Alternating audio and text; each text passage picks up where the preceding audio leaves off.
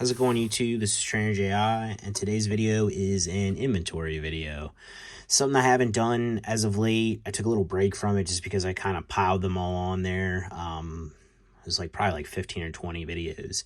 This one's kind of a little quick intro back into it. I do have a little bit of inventory to show yet. I think it's grass and water type. There'll probably be about 3 to 4 videos for each.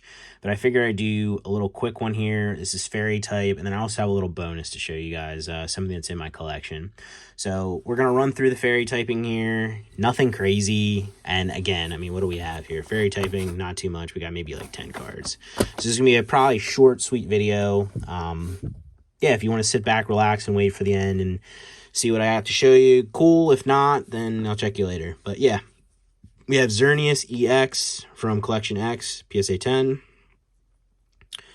Don't sleep on this stuff, guys. This stuff's going to disappear at some point, and you're just not going to see it. I mean, it's 10 years old at this point, and yeah, disappearing fast. Another really nice one here. We have Xerneas EX from the Super Legend set. It's like a little side deck type thing. PSA 10, beautiful full art. Get a little zoom in on this one. I love the texture on these full arts. Japanese, obviously a little bit better than English in my personal opinion. Yeah, but this is a fantastic one. Next up, we have Sylveon from XYP promo set. It's like what, Pokemon Center EV collection or something. I can't remember the exact release. Crazy Sparkle Hollow. We'll just skip because we also have a 9 of it here. I don't know if I can get all the sparkles in on this one. Yeah, there we go. But nice card. Nothing crazy, but decent looking card. Tough to grade for some reason. I've had bad luck grading them. We have Xerneas from the Mythical and Legendary Dreamshine collection. Again, nice sparkle in this one. This whole set, it's hard to see the shine on it, which is a little unfortunate. We have the Premium Champion Pack, Togepi, PSA 10. All the cards from this set were foil, so this isn't like a reverse from it, but it does look nice. And this is a pretty looking Togepi. Speaking of reverse and very nice, we have the Xerneas from the Best of XY reverse. This may be one of the best reverse holo sets of all time. I personally think this looks better than Legendary Collection, although I'm sure there's a lot of English people out there that'll argue, but I like this better than Legendary Collection. We have Gardevoir from the Best of XY, PSA 10. Nothing too crazy here, but still a nice card. Again, EX era stuff's going to dry up sooner than you think. Forbidden Light, Xerneas GX Hyper Rare. I don't know how you feel about Hyper Rares personally. Me, I think it's something that's going to grow on me. I think now that they're kind of phased out, now that we're in the Sword and Shield era, or yeah, Sword and Shield, Scarlet Violet, gosh. Yeah, I think they'll grow on me at some point, but to be honest, I think the biggest issue, they were like, oh my god, shiny, shiny, shiny, we need to go crazy shiny, and then they went too shiny. If that's possible, I think they went too shiny. It looks cool, but when people have to literally, when they're playing the game, you had to flash the card back and forth to be able to read the writing. I don't know. I think that's a little bit far. But still nice cards, but it'll be interesting to see how they age. A lot cheaper than the full arts too, which is funny because they're technically rarer. We have the Family Pokemon card game, Wigglytuff GX. We have the Raichu stamp down here. I actually have a sealed one of these to go through. I'll do a video on that soon and get that posted up as an opening. Fantastic deck. You're not really getting it for the GXs, even though there are a few okay ones. There's a Charizard, whatever, Gyarados. But it's honestly more for the artwork that's on the non-holos. It's absolutely fantastic, and it's one of my favorite box sets, and still fairly cheap for the most part, too, for what you're getting. We have Whimsicott from Double Blaze. I actually would have opened this myself because it's a 4 certain graded this a while ago. I was opening a lot of stuff as it would come in, as new sets would release.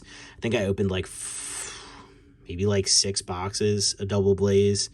Had a blast doing it. Wish I would have bought more. Thought it was a good idea at the time and should have known that it was a good idea, but just didn't do it. But I don't know. Whimsicott's not my favorite Pokemon, but when I look at this cert, definitely reminds me of a fun time opening. Different part of my life, too. Last up, again, we have the Sylveon from the Pokemon collection, XYP, this time in a PSA 10. Again, tough to grade. I probably graded like 5 or 6, maybe even 7, 8 of these. And you know what? I've actually probably graded 10 of these overall. And I think 2 have come back PSA 10, and they all look good. I should probably look those 9s over again and maybe send them back in, but it is what it is. All right, and without further ado, we'll jump into one of the cards in my collection. But since I used this to cover it up, I might as well show this off too. This is I think this is a phone card and not the train ticket card or whatever. But if you haven't looked into phone cards in Pokemon, I urge you to do so. There's a lot of fantastic ones out there, and there's a lot of stuff like this where they came released in these cool little pamphlets or some little display piece that they slide into, and like that alone is worth the buy. This one, obviously fantastic. You have the Mew, you have the Flying Pikachu. This is an ANA release. And then you have the silhouettes here of Snorlax, Bulbasaur, Psyduck, Jigglypuff, Togepi, Clefairy, and looks like Squirtle. And then when you open it up, you have the actual card on the inside, pamphlet on the side, and then you have color artwork of these guys. It's just, I don't know. I think this is fantastic. We're actually going to zoom in here. I caught this the other day when I opened this. We have Togepi riding on the Pikachu here in the corner. And Clefairy, like, almost looks like, yeah, look, that's cool. They have Clefairy there, and then Clefairy there. Like, Clefairy's jumping out of the plane. Oh, man, that's so cool. But, yeah, and then you have the actual card on the side here. Now, this stuff is, you are able to grade it. I'm not sure if PSA is grading a lot of this stuff, but I know BGS is. I have a good amount of phone cards. There is 1 or 2 that I will for sure keep. It just, the artwork's just so good. It's hard not to want to keep it, but it's not my big jam. But as cheap as these are, as cheap as some of this stuff is and still is, this just seems like a good buy to me right now. And so whenever I see some of it, I pick it up. But yeah, cool little pamphlet, cool thing. And without further ado, we'll jump into one of my collection cards. This comes from my good friend John Thundermoo. You can look him up on Instagram, Thundermoo, probably be who you find. If not, well, oh well, then the shout out is in vain. But we have a cool card here, something I'm thankful to own, and we have a Creatures Deck card. If you're not familiar with Creatures Deck was given out to, I think it was about 270-ish, 300-ish. I can't remember the exact number. I'm not going to sit here and pretend to be a historian of Pokemon or an exact expert. But it was given out to all the artists. Again, I want to say it was like 275-ish, 300-ish people. Technically, the artists weren't supposed to sell, but as always, they end up in the hands of somebody that sells at some point, and they do hit the market, and they have hit the market. I think these are... I thought they were very overvalued at first. I still think some of them are overvalued in a sense, but at the same time, like, there are some that are undervalued. I think the chase cards are a little overvalued, and I think the lesser cards in the deck are undervalued. This specific one being the Rainbow Energy from Team Rocket. Number one, it's cool. It's an energy. I don't know. I think it looks nice. It has a 25th stamp. We'll actually pull it out of the sleeve it's in. It actually looks like we're gonna rip it, but yeah, you have the beautiful, crazy sparkle hollow foil on these. Honestly, this isn't gonna do it justice. You have to actually see them in person. The 25th stamp, the sparkle, the gold border, everything. But for me, what does it for this, and this is the reason I wanted this one, was the back of this. I love these books. I think this is like Himeno stuff. I could be wrong, but I believe it is. With the 3 starters, I thought that was sick. And then I like the little added bonus that you have the Imakuni stamp down here. I think that's so cool. I should have looked it up of what this says to read this to you guys so you actually hear what it says. But that's the other cool part about this. Number one, you have such a unique back, and then you actually have like a little mini history lesson of what was going on. Like it's interesting. I would have liked to know what was behind choosing, like they did one for each year. So this was 97. It would have been interesting to see or hear like what was the reasoning behind deciding to choose this.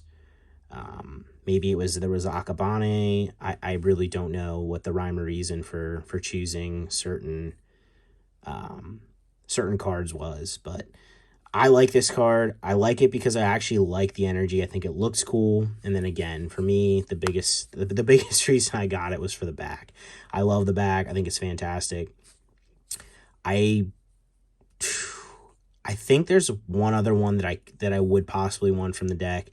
It's the History Gate. It's very unique. It has honestly some Yu-Gi-Oh vibes, but the price point some of this stuff's gotten, I don't know if I'm interested anymore. You can still pick these up for what I consider a fair price. Like, you can probably pick up the lesser cards from the deck for anywhere from like $2,000 to $5,000. I can't remember what I paid for this. Probably somewhere in the middle of that. Do I think they're a good buy? If you want it, if you like it, if you want to put in your collection, it's a good buy. If you're investing in it, I really couldn't say.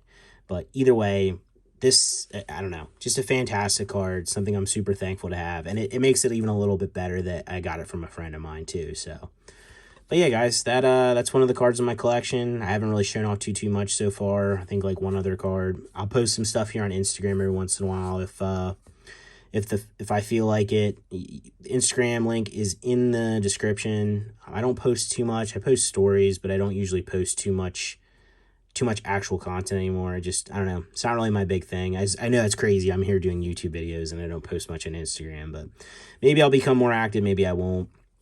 I'm sure some of you are wondering, like, that this is my only CGC card that's actually in my collection. I don't know if I'm going to crack it and grade it to PSA. Centering looks to be pretty good overall, but I do worry a little bit about top to bottom, potential 9. Not that that matters. Like, it's going to go in my collection, so it really doesn't matter, and I do prefer PSA.